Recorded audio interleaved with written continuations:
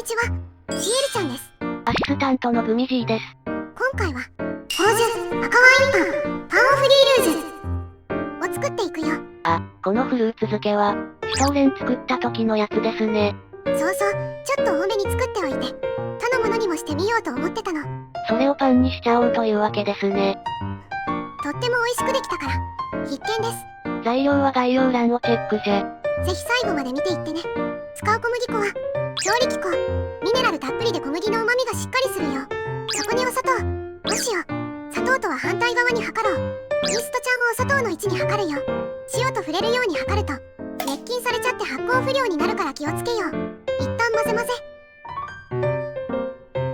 そして人肌よりちょっと温かいくらいまで。温めた赤ワイン。本来お水のところを赤ワインに置き換えてるよ。贅沢。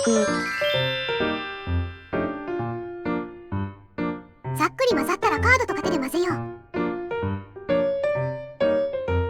ここからはお手で。伸ばして叩く、伸ばして叩く。を5分ほど繰り返して手ごねしていこう。大変だけど頑張った分、愛着が湧いてより美味しく感じます。5分ほどこねたよ。まとまりが出て均一になったね。そしたら1回目の発酵です。35、40度で1時間ほど寝かせよう。ホイロ機能のレンジやオーブンがある人はそちらを。ない人はお湯を湿らせたタオルとかかぶせてあげよう。パンを出す前にシリコンマットを敷くぜ。発酵はどうかな？どれどれ。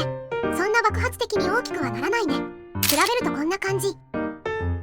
では具材を混ぜてくよ。赤ワインにとナッツを混ぜちゃうよ。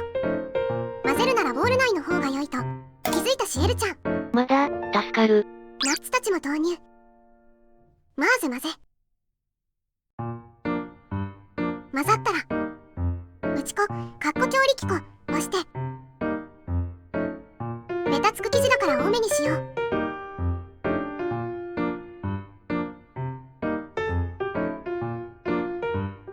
お好みのサイズに分割。私は4等分しようかしら。お次は成形。軽く俵状の丸にしようかしら。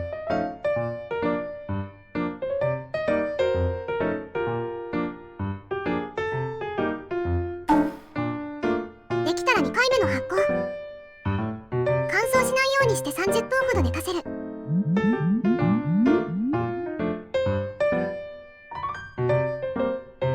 発酵取った後は動かしづらいから、鉄板とかの上で取った方が良かったね。きれいに移動。打ち粉をパラパラっとかけてお化粧。オーブンはこちらです。スチーム機能がないオーブンの時はココット型みたいな耐熱の陶器にお水を入れて一緒に窯に入れるとスチーム焼きに近くなるよ。うちのオーブン小さいので2回に分けて焼きます。キジちゃんたちちょっと待っててね。では行くぞ。ここで残念なお知らせです。なぬ？焼き上がったところ取れてませんでした。なんだってというわけで完成したのがこちら。完成。